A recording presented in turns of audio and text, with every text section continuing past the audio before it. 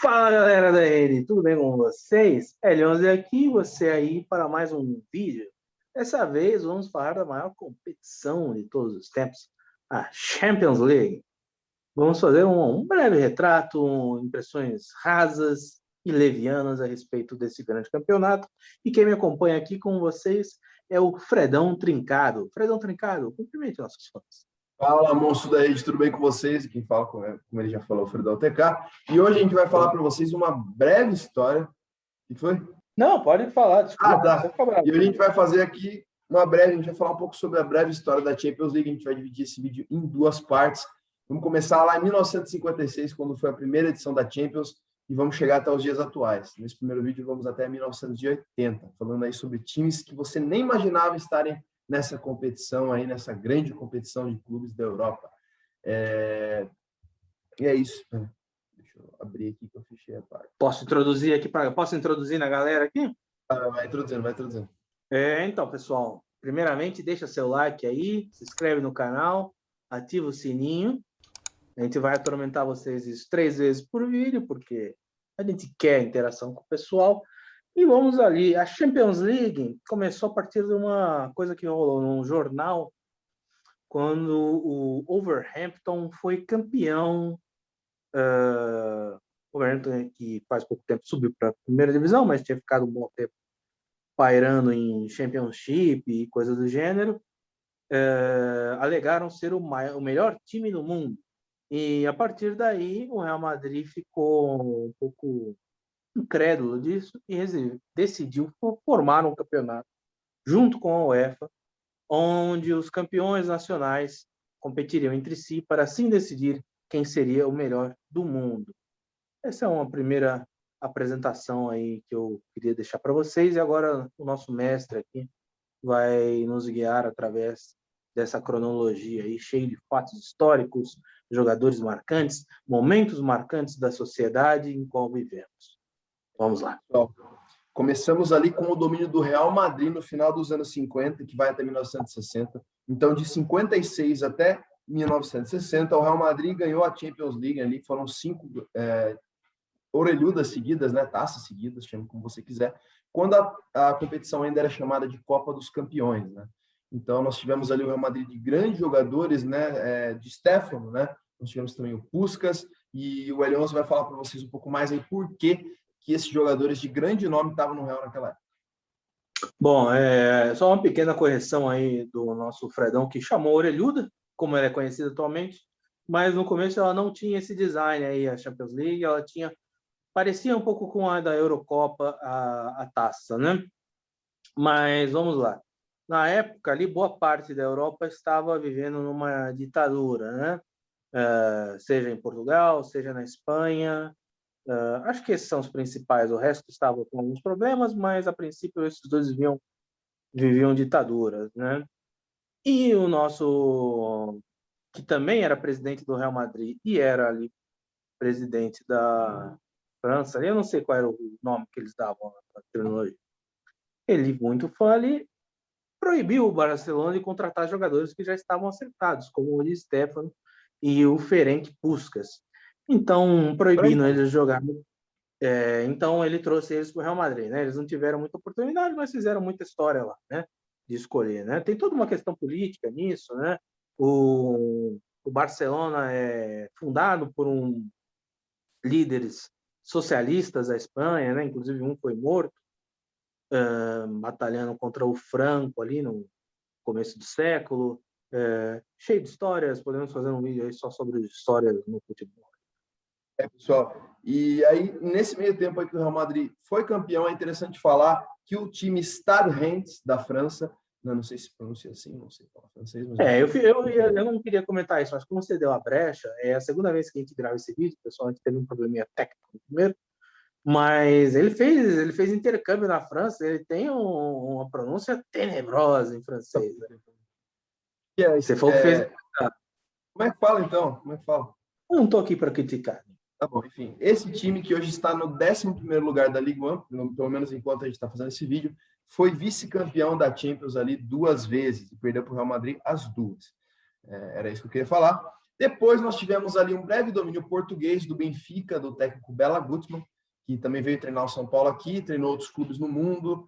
Era aquele técnico, né, que colocou aquela maldição no Benfica, falando que o Benfica sem ele não ganharia, mas ficaria muito tempo, né, na verdade, sem ganhar um título continental, e pelo menos é o que vem acontecendo até hoje.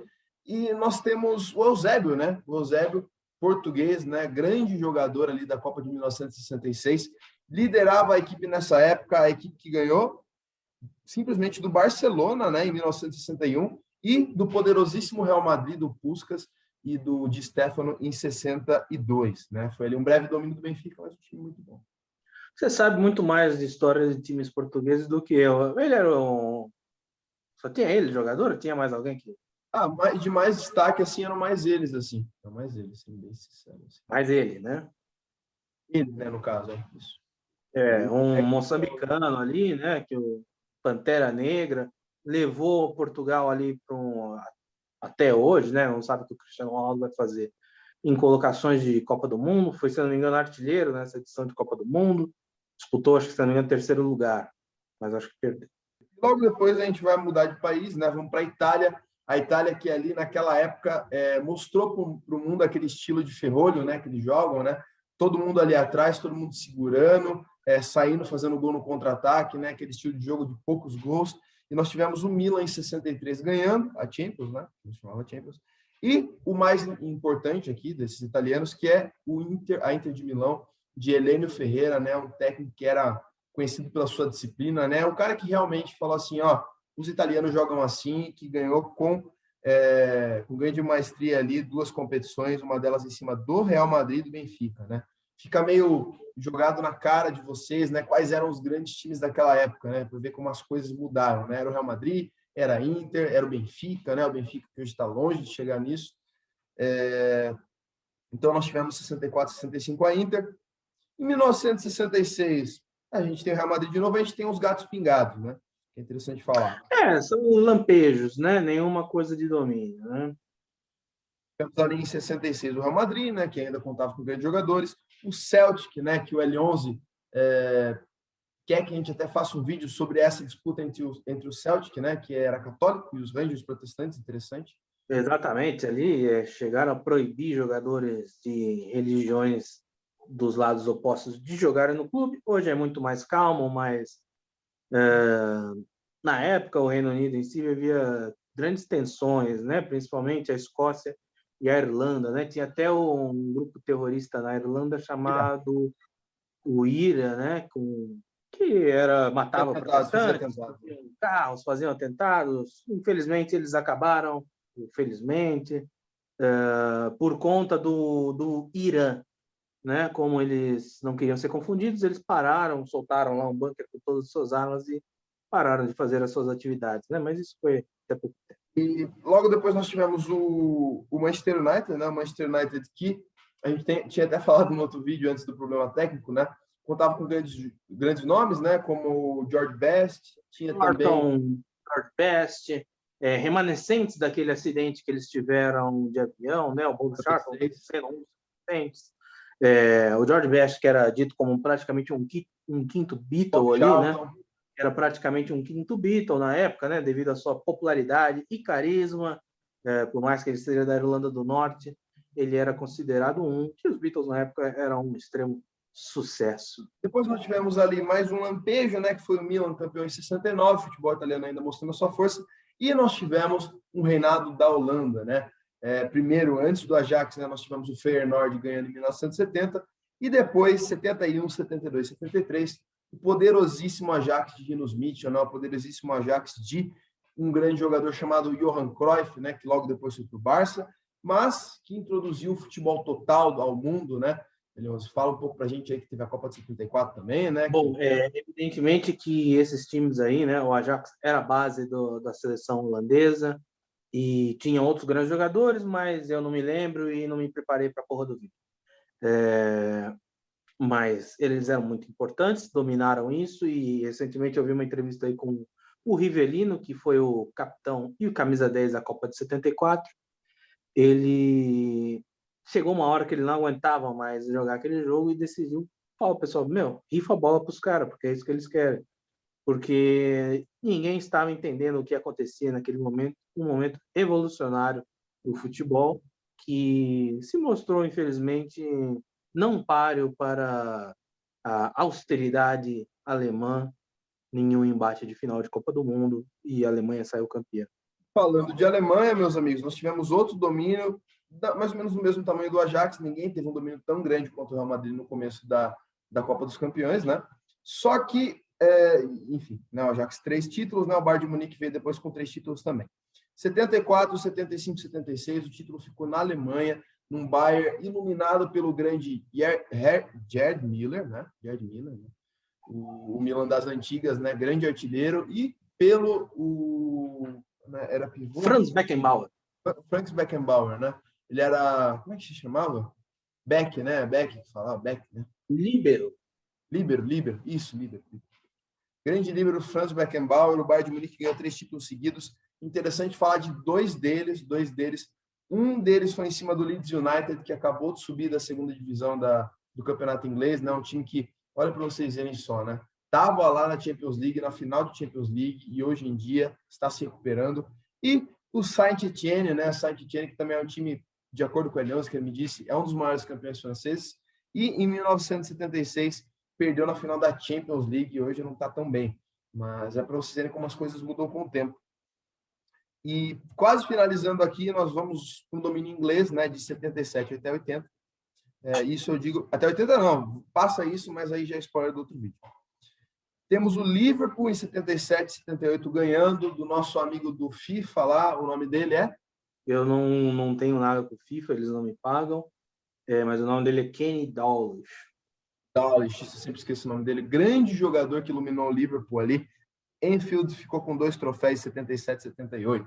E depois, para finalizar esse vídeo aqui, antes da parte 2, nós temos a inédita equipe do Nottingham Forest, que era muito forte coletivamente naquela época. Era um time que jogava, não tinha um futebol bonito, não tinha nenhum craque, mas jogava muito bem, jogava lá atrás, segurando o jogo. E hoje, infelizmente, está já há um tempo, não tem conseguido subir, né? O futebol mudou, como eu já falei. É até engraçado também falar dos vices, né, desses anos que o Nottingham Forest ganhou. Vocês imaginam uma final de Champions League assim hoje? 1979, Nottingham Forest contra Malmo da Suécia. Malmo da Suécia, que mal chega na fase de grupos hoje em dia da Champions.